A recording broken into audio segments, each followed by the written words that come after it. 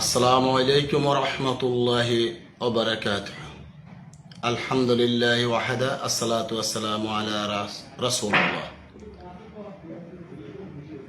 আল্লাহুম্মা সাল্লি আলা মুহাম্মাদিন নাবিয়্যিল উম্মি ওয়া আলা আলিহি ওয়া সাহবিহি আজমাইন। সম্মানিত আমার প্রিয় দিনদার ভাইয়েরা, আশা করি আপনারা সকলে ভালো আছেন। আলহামদুলিল্লাহ, আল্লাহ সুবহানাহু তাআলার অশেষ মেহেরবানিতে অসুস্থতার মাঝেও ভালো আছে আলহামদুলিল্লাহ। সম্মানিত দিনদার ভাইয়েরা, আমি আসলে আজকে অনেক দিন পরে লাইভে এসেছি, আপনাদের সাথে কিছু কথা শেয়ার করব। আসলে ওই কথাগুলা বলার আল্লাহ সুবহানাহু তাআলা তৌফিক দান করুন, যে কথাগুলা বললে, মানলে, শুনলে আমাদের উপকারে আসে। আল্লাহ যেন আমাদেরকে দুনিয়া ও আখিরাতে এই কথাগুলা নাজাতের উসিলা হিসাবে কবুল করে নেন। সম্মানিত ভাইয়েরা, আসলে আমি যে বিষয়টা নিয়ে আজকে আপনাদের সাথে আলোচনা করার জন্য এসেছি, সেটি হলো আমাদের দেশে অথবা বিশ্বের অনেক রাষ্ট্রে, বা আমাদের দেশে বিশেষ করে আমরা যেহেতু বাংলাদেশে বসবাস করি, আমাদের দেশের মানুষ বলে যে খিলাফত বা খেলাফত প্রতিষ্ঠিত করতে হবে, পৃথিবীতে খেলাফত প্রতিষ্ঠিত করতে হবে। তারা এমনভাবে কথা বলে যে খেলাফত প্রতিষ্ঠার দায়িত্ব আল্লাহ মানুষ তার সৃষ্টির হাতে দিয়ে দিয়েছেন। আল্লাহ সুবহানাহু তাআলা মনে হয় তারা এমনভাবে কথা বলেন যে আল্লাহ কোনো সিস্টেম অথবা কোনো কারিকুলাম অথবা কোনো পথ দেখিয়ে দেন নাই, জাতির কাছে দিয়ে দিছে যে তোমাদের ইচ্ছা, যেভাবে মনের ইচ্ছা তোমরা ওভাবেই খেলাফত প্রতিষ্ঠার পদ্ধতি নিজেরা বানিয়ে নাও। এই কারণে বাংলাদেশে আমরা যারা আছি, আমাদের দেশে আমরা বিভিন্ন ইসলামের নামে বিভিন্ন দলে দলে বিভক্ত হয়ে আছি। কেউ চাইতেছে যে জিহাদের মাধ্যমে খেলাফত প্রতিষ্ঠা করতে হবে অথবা বিশৃঙ্খলার মাধ্যমে, কেউ চাইতেছে না দলে দলে বিভক্ত হয়ে গণতান্ত্রিক কুফরি পদ্ধতিতে, গণতান্ত্রিক কুফরি ও হারাম পদ্ধতিতে খেলাফত প্রতিষ্ঠিত করতে হবে। এটা হলো আমাদের দেশের যারা বিভিন্ন ইসলামের নামে বিভিন্ন দলে দলে বিভক্ত, তাদের চিন্তা ভাবনা, তাদের থিওরি হলো এটা। আমি সম্মানিত ভাই আপনাদেরকে বলতে চাই যে আমরা যারা খেলাফত প্রতিষ্ঠা করতে চাই, আমরা কার পদ্ধতিতে খেলাফত প্রতিষ্ঠিত করব, নাকি আমরা নিজেরা নিজেদের পদ্ধতি, নাকি যে আল্লাহ সুবহানাহু তাআলা আমাদেরকে সৃষ্টি করেছেন সে আল্লাহ সুবহানাহু তাআলার দেখানো পথ ও পদ্ধতিতে আমরা খেলাফত প্রতিষ্ঠিত করব, এটা আমাদের জানার এবং বুঝার বিষয়। আমাদের দেশে যারা খেলাফত প্রতিষ্ঠিত করতে চায়, তাদের মধ্যে একটি লোক পাওয়া যায় না যে লোকটা শিরকি, কুফরি, বিদাত, হারাম বিভিন্ন অপকর্মের সাথে জড়িত নয়। আপনি একটি লোকও পাবেন না যে লোকগুলা বিভিন্ন ধরনের অপকর্মের সাথে লিপ্ত নয়। কেউ শিরক, কুফরি, বিদাত, হারাম, মিথ্যা কথা, চগলখুরি, অন্যের সম্পদের ক্ষতি করা, অন্যের সাথে ধোঁকাবাজি করা, অন্যকে ধোঁকা দেওয়া, এমন কোনো একজন ব্যক্তি আপনি পাবেন না যেই ব্যক্তি পৃথিবীতে খিলাফত প্রতিষ্ঠার কথা বলে কিন্তু সে শিরক করে না।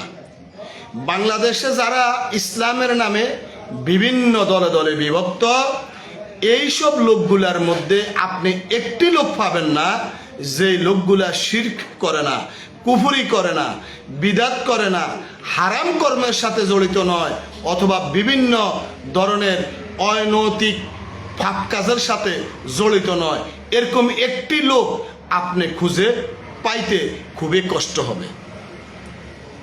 যারা পীর পূজা করে আবার দলে দলে বিভক্ত, এইসব ব্যক্তিরাও চায় যে খেলাফত প্রতিষ্ঠিত হোক, কিন্তু তারা তাদের নিজস্ব পদ্ধতি, তারা বলে ফিরের হুকুমে মরা মানুষ জিন্দা হয়, ফিরের হুকুমে নদী ভাঙা বন্ধ হয়, ফিরে আল্লাহর কাছ থেকে রুজ ওর পব্রক ছিনিয়ে আনে, ফিরে এই করতে পারে, ফিরের এই ক্ষমতা সেই ক্ষমতা, ফির সাহেব কেয়ামতের ময়দানে আপনার আল্লাহ তার মুরিদদেরকে আল্লাহর কাছ থেকে নাজাত করে দিবে। এইভাবে তারা বিভিন্ন রকম মিথ্যা কুফুরি শিরকের উপরে আপনার প্রতিষ্ঠিত। যারা দেখা গেছে যে মাজার পূজা করে, তারা কবরে সেজদা দেয়, কবরবাসীর কাছে চায়, কবরবাসী এইটা করতে পারে সেইটা করতে পারে, কবরবাসী মরা মানুষকে জিন্দা করতে পারে, কবরবাসী কবরে গিয়ে মুনকার নকিরকে ফিটাইব, এই করব সেই করব, নানান ধরনের কথা, নানান ধরনের কুফুরি ও শিরক কথা তারা বলে। আবার যারা দেখা গেছে যে ইসলামের নামে বিভিন্ন দলে দলে বিভক্ত, তারা গণতান্ত্রিক কুফুরি পদ্ধতিকে তারা ইসলাম দিন প্রতিষ্ঠা অথবা আপনার এই খেলাফত প্রতিষ্ঠার একটা মাধ্যম হিসাবে তারা এই নিয়েছে যে গণতন্ত্র কুফুরি ছাড়া আপনার কি হবে না, এই ইসলাম প্রতিষ্ঠিত হবে না বর্তমান সময়ে। তাদের চিন্তা ভাবনা হলো আমরা আগে কুফুরি করি, তারপরে তাদের চিন্তা ভাবনা হলো আমরা আগে কুফুরি করি, আমরা আগে আমাদের ঈমান চলে যাক, কোনো অসুবিধা নাই, আমাদের ক্ষমতার দরকার, ক্ষমতায় যাওয়ার পরে আমরা এই সব ফিরে সব ঠিক করে নেব।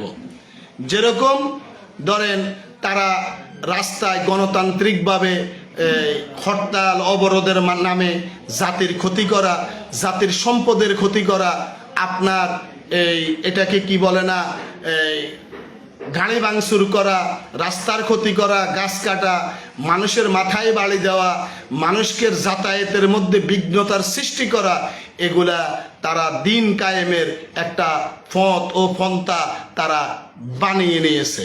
সম্মানিত দিনদার ভাইয়েরা, তাদের চিন্তা ভাবনা হলো কুফুরি পদ্ধতির মাধ্যমে ইসলাম প্রতিষ্ঠিত করতে হবে, শিরক করতে হবে, কুফুরি করতে হবে।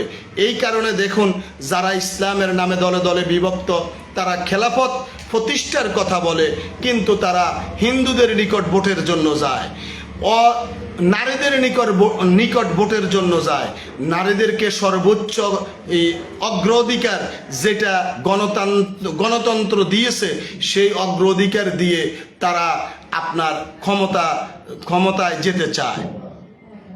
সম্মানিত দিনদার ভাইয়েরা, একটি কথা চিন্তা করুন, শিরিক করে, কুফরি করে, বিদাত করে, হারাম কর্ম করে আপনি কি খেলাফত প্রতিষ্ঠিত করতে পারবেন?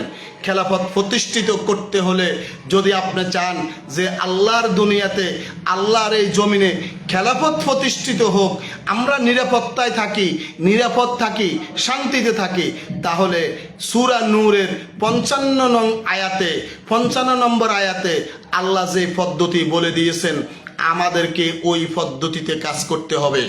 কারণ আমরা যদি ইমানদার হতে না পারি, আমাদের যদি ঈমান শিরক মুক্ত না থাকে, আমাদের ঈমান যদি শিরক থেকে মুক্ত না হয়, শিরক মুক্ত না হয়, তাহলে খেলাফত বলে আমরা চিল্লাচিল্লি করব, চিকরাচিকরি করব, কিন্তু খেলাফত প্রতিষ্ঠিত হবে না। আমার এক ভাই হাসিনার কথা বলেছে যে হাসিনা ছিল, উনি আমাকে ঠেস মেরেছে। আরে যাও, সম্মানিত দিনী ভাই, দেখুন যারা মানবরচিত মতবাদের রাজনীতি করে তারা খেলাফত এগুলা তারা বোঝে না। তাদের কথা হলো ইসলাম হলো ইবাদতের নাম। ইবাদত কি? মসজিদে যাবেন, নামাজ কালাম পড়বেন, আল্লাহকে ডাকবেন, আর দুনিয়ার অন্য অন্য জায়গায় আপনি চুরি করেন, ডাকাতি করেন, দুর্নীতি করেন, এগুলো ইসলাম থেকে বাইরে। তাই তারা ইসলাম বুঝে না, আপনি তাদের কথা কি বলবেন? আপনারা যারা ইসলামের কথা বলেন, আপনারা যারা দলে দলে বিভক্ত হয়ে দ্বীনের কথা বলেন, আপনারা কি দ্বীন বুঝতে পেরেছেন? আপনারা কি ইসলাম বুঝতে পেরেছেন? দিনটা বুঝতে পেরেছেন? আসলে দিনটা কি? আল্লাহ বলেন যে তোমরা যারা ঈমান এনেছো এমনকি সৎকর্ম করো, তোমরা যদি ঈমান আনো সৎকর্ম করো তাহলে আমি তোমাদেরকে খিলাফত দান করব, খেলাফত দান করব, দুনিয়াতে প্রতিনিধিত্ব দান করব।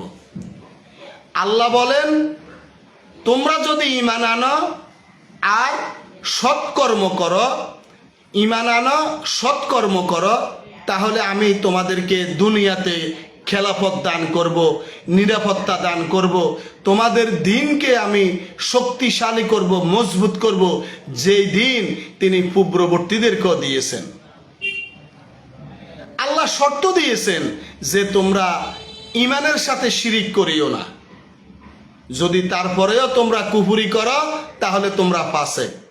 এখন আমাদের কথা হলো না আমি কুফরি করব, আমি শিরিক করব, আমি বিদাত করব, আমি হারাম বিভিন্ন কর্ম করব, কিন্তু আমি এই হারাম দিয়ে আমি কি করব? দিন প্রতিষ্ঠা করব। আপনি কি করবেন? আপনি আমাকে বলেন তো দেখি, আপনি আল্লাহর বিধান মোতাবেক, আল্লাহ যে বিধান আমাদেরকে দিয়েছেন এই বিধান মোতাবেক খেলাফত প্রতিষ্ঠিত করবেন নাকি আপনার পদ্ধতি মতো খেলাফত প্রতিষ্ঠিত করবেন? আপনি খেলাফত বলে চিল্লাচিল্লি করার কোনো প্রয়োজন নাই। আল্লাহ আপনাকে যে পথ ও পদ্ধতি বলে দিয়েছেন আপনি ওই পথ ও পদ্ধতিতে আপনি নিজে গড়ে তুলুন, আপনার পরিবারকে গড়ে তুলুন, আপনার ভাই পাড়া প্রতিবেশী তাদের মাধ্যমে দাওয়াতি কাজ করে তাদেরকে পরিচ্ছন্ন করার চেষ্টা করুন। তাতে যদি খেলাফত প্রতিষ্ঠিত হয় আলহামদুলিল্লাহ, না হলেও আমার কিছুই করার নাই, কারণ আমার মাধ্যমে কি করতেছি আমি এটা আমার দেখার বিষয়। আমার ঈমান কতটুকু স্বচ্ছ, আমি কি আমার ঈমানকে শিরিক মুক্ত রাখতে পেরেছি কিনা, আমার ঈমানকে আমি কুফরি মুক্ত রাখতে পেরেছি কিনা, আমার আমলকে আমি বিদাত মুক্ত রাখতে পেরেছি কিনা, এটা হলো আমার দেখার বিষয়। আমি কি করব, কোথায় যাব, আমি কি আসলে আমার কর্ম দিয়ে আমি কতটুকু আল্লাহকে সন্তুষ্ট করতে পেরেছি, আমার এতটুকু দেখার বিষয়। আমি দলে দলে বিভক্ত হয়ে গেলাম, মুসলমানে মারামারি সৃষ্টি করতেছি, হিংসা বিদ্বেষ সৃষ্টি করতেছি, আর আমি নিজেদেরকে অনেক বড় আল্লাহওয়ালা ভাবি, আমি মনে করি আমার মাধ্যমে খেলাফত প্রতিষ্ঠিত হয়ে যাবে। এত সহজ সম্মানিত দিনদার ভাইয়েরা, এত সহজ আপনার খেলাফত প্রতিষ্ঠিত হওয়া? আপনি হয়তো বা ক্ষমতায় যেতে পারবেন কিন্তু খেলাফত প্রতিষ্ঠিত হবে না। খেলাফত প্রতিষ্ঠিত হতে হলে একনিষ্ঠ ইমানদার ব্যক্তি লাগবে, সৎকর্মশীল ইমানদার ব্যক্তি লাগবে। আপনি রাস্তায় জনসভা করে জাতিকে কষ্ট দিচ্ছেন, জাতির রাস্তা বন্ধ করে দিচ্ছেন, আর আপনি মনে করেন আপনার মাধ্যমে খেলাফত প্রতিষ্ঠিত হবে? এত সহজ সম্মানিত দিনদার ভাইয়েরা, আপনারা যারা নিজেদেরকে দিনদার বলে দাবি করেন, সবাই নিজেদেরকে মুসলিম বলে দাবি করেন, কিন্তু খেলাফত কিভাবে প্রতিষ্ঠিত হবে? খেলাফত প্রতিষ্ঠিত হওয়া কি এত সহজ? একবারে সহজভাবে খেলাফত প্রতিষ্ঠিত হয়ে যাবে? আমরা সবাই চাই আল্লাহর এই বাংলাদেশ, এই দেশে রাষ্ট্রীয়ভাবে আল্লাহর দিন মোতাবেক রাষ্ট্র পরিচালিত হোক। আল্লাহ যে দিন দিছেন, আল্লাহ রাসূল যে পদ্ধতি দিছেন, ওই পদ্ধতিতে আমাদের এই দেশ পরিচালিত হোক, এটা আমি চাই। যদি আমি না চাই তাহলে তো আমার ঈমানে চলে যাবে। তাই আমি চাই না যে কোনো হারামের মাধ্যমে, কুফরির মাধ্যমে, মারামারির মাধ্যমে, জাতির ক্ষতি করার মাধ্যমে আমি কোনো কাজ হোক, এটা আমি চাই না। আমি আল্লাহর পদ্ধতিতে চাই। আল্লাহ যদি এই পৃথিবীতে, এই দেশে যদি ইমানদারের সংখ্যা যদি হয়ে যায়, ইমানদার যদি বেড়ে যায়, যদি ইমানদার শক্তিশালী ইমানদার হয়, তাহলে এই দেশে ইসলাম দিন রাষ্ট্রীয়ভাবে চলবে ইনশাআল্লাহ। আমাদের দেশে মানুষে বলে দিন প্রতিষ্ঠিত নেই, এটা একটা মিথ্যা কথা, দিন বুঝে নাই এই কারণে বলে। সম্মানিত ভাইয়েরা, আল্লাহ রাসূল সাল্লাল্লাহু আলাইহি ওয়াসাল্লাম দিন প্রতিষ্ঠিত করে দিয়ে গেছেন। আল্লাহ রাসূল সাল্লাল্লাহু সাল্লাল্লাহু আলাইহি ওয়াসাল্লাম দিন প্রতিষ্ঠিত করে দিয়ে গেছেন।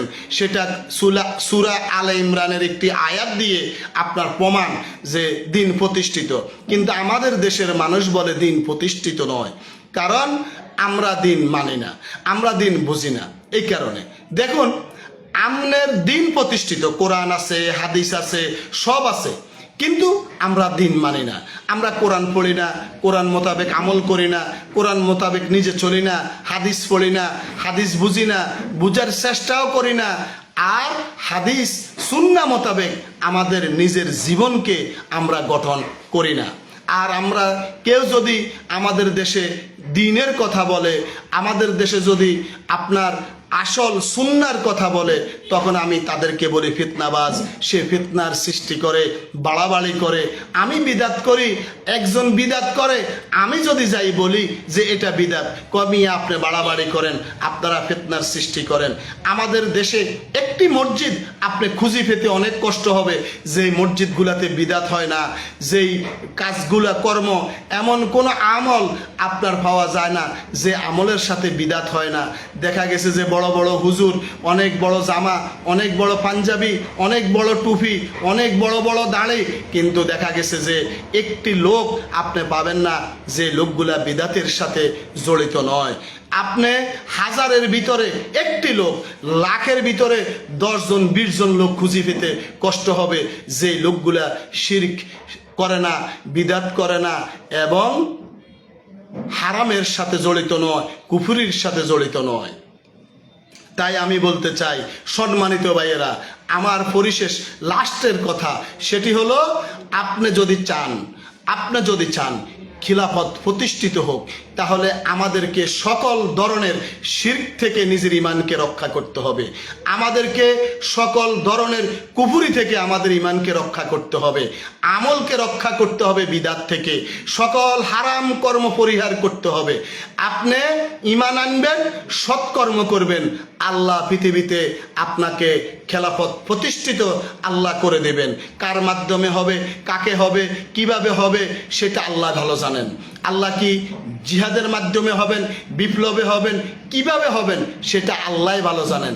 কিন্তু আমরা সৎকর্ম ছেড়ে দিয়েছি, আমরা ইমানের সাথে কুফরি করা, শিরিক করা ছেড়ে দিয়েছি, আমরা অনৈতিক হারাম কর্ম করতেছি, আর আমরা বলতেছি আমরা আপনার খেলাফত প্রতিষ্ঠিত করব। দেখুন সম্মানিত ভাইয়েরা, কোন শিরিককারীর মাধ্যমে, কোন কুফুরিকারীর, যে কুফুরি করে, যে আমলের সাথে বিদাত করে, তাদের মাধ্যমে খেলাফত প্রতিষ্ঠিত হবে না, হবে না। না, খেলাফত ওই সব ব্যক্তিদের মাধ্যমে আল্লাহ প্রতিষ্ঠিত করবেন যেই সব ব্যক্তিরা শিরক মুক্ত, যেই সব ব্যক্তিরা বিদাত মুক্ত, কুফুরি মুক্ত, হারাম থেকে মুক্ত, অনৈতিক গৃহীত অন্যায় কাজ থেকে যারা মুক্ত, যারা ইমানের সাথে সৎকর্ম করে, যারা শিরিক করে না, তাদের মাধ্যমেই ইনশাআল্লাহ খেলাফত প্রতিষ্ঠিত হবে। আপনি খেলাফত প্রতিষ্ঠার জন্য হিন্দুর ভোটের আশা করেন, খেলাফত প্রতিষ্ঠার জন্য কুফরি করেন, খেলাফত প্রতিষ্ঠার জন্য জাতিসংঘের অফিসে গিয়ে বক্তব্য মারেন, তাদেরকে খুশি করতেছেন। এই আমেরিকার পায়ের নিচে যে গিয়ে বসে থাকেন, ইন্ডিয়ার পায়ের নিচে গিয়ে বসে থাকেন, হিন্দুর পায়ের নিচে গিয়ে বসে থাকেন, ইহুদির পায়ের নিচে গিয়ে বসে থাকেন, আপনার মাধ্যমে খেলাফত প্রতিষ্ঠিত হবে। এটা ভাবেন, এটা আপনারা ভাবেন। সম্মানিত ভাইয়েরা, আপনি খেলাফত প্রতিষ্ঠার কথা বলেন, আপনি বলেন আপনার মাধ্যমে খেলাফত প্রতিষ্ঠিত হবে। আপনি চিন্তা করছেন, আপনি দেখা গেছে যে একটি জনসভা দিয়েছেন, জনসভা দিয়ে রাস্তা বন্ধ করে দিয়েছেন, শত শত হাজার হাজার লক্ষ লক্ষ মানুষকে কষ্ট দিয়েছেন, হাসপাতালে যেতে পারে না, বাজারঘাট করতে পারে না, বাড়িতে যেতে পারে না, একদিক থেকে আরেক দিকে যেতে পারে না, আপনি রাস্তাঘাট বন্ধ করে দিয়েছেন, আপনি বিশাল মিছিল নিয়ে বেরিয়েছেন, আর মিছিল সামনে পিছনে লক্ষ লক্ষ মানুষের কষ্ট হচ্ছে, তারা যাইতে পারতেছে না, আপনি দোকানপাট ভাঙচুর করতেছেন, আপনি হরতালের মাধ্যমে পুরা দেশকে অচল করে দেন, আপনি অবরোধের মাধ্যমে পুরা দেশকে অচল করে দেন, আর আপনি মনে করেন আপনার মাধ্যমে খেলাফত প্রতিষ্ঠিত হবে। আপনি নারীর কাছে ভোটের জন্য গিয়ে দাঁড়িয়ে থাকেন, মহিলাদের কাছে ভোটের জন্য যান, জিনাখোর, বদমাস, অসভ্য, আপনার বর্বর, যারা দেখা গেছে যে ন্যায় নৈতিকতা জানে না, বেনমাজি, নমাজ পড়ে না, কবরে গিয়ে সেজদা করে, পীরের পায়ের নিচে সেজদা করে, পীরের মুরিদ হয়, সকল ধরনের শিরিক কুফুরির সাথে জড়িত, হারামের সাথে জড়িত, আপনি তাদের কাছে ভোট চান, তাদের ভোট দিয়ে আপনারা মনে করেন খেলাফত প্রতিষ্ঠিত হবে। এত সহজ। আপনি নারীদেরকে 100 আসন দিবেন, নারীদেরকে মেম্বারের জন্য প্রার্থী করান, উপজেলা চেয়ারম্যানের জন্য প্রার্থী করান, তারপরে এমপির জন্য প্রার্থী দেন, সংরক্ষিত নারী আসন নেন, নারীদেরকে সংগঠনের বিভিন্ন পদে আপনি প্রতিষ্ঠিত করেন, নারীদেরকে আপনার মিছিলের আগে আগে হাঁটান। আপনি মনে করেন আপনার মাধ্যমে খেলাফত প্রতিষ্ঠিত হবে।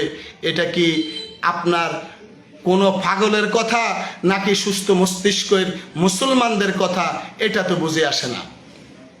সম্মানিত ভাইয়েরা, খেলাফত যদি প্রতিষ্ঠিত করতে হয়, আল্লাহ খেলাফত প্রতিষ্ঠিত করে দেবেন ইনশাআল্লাহ। কিন্তু আমাদের কর্ম করতে হবে, আমাদেরকে ইমানদার হতে হবে। ইমানদার 1 নম্বরে আমাদেরকে ইমানদার হতে হবে। দ্বিতীয়ত হলো আমাদের ইমান, প্রথম হলো ইমান, আমাদের ইমানদার হতে হবে। দ্বিতীয়ত সৎকর্ম করতে হবে।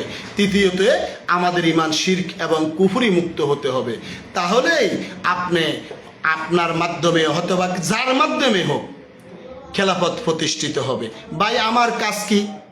আমার কাজ হলো আমার ইমান আনা, সৎকর্ম করা, মানুষদেরকে দ্বীনের দিকে আহ্বান করা, নিজে ভালো কাজ করা, ধৈর্য ধারণ করা, সবর করা, ইমানদার হওয়া, ইলম অর্জন করা। আমি সকল ধরনের পাপ কাজ থেকে মুক্ত থাকার চেষ্টা করা, তার মাধ্যমে আল্লাহ সন্তুষ্ট হবে। আর আল্লাহ সন্তুষ্ট হলে আল্লাহ আমাকে জান্নাত দেবে। পরিশেষে আমার জান্নাত যাওয়া দরকার। ভাই, আমার ক্ষমতার দরকার নাই।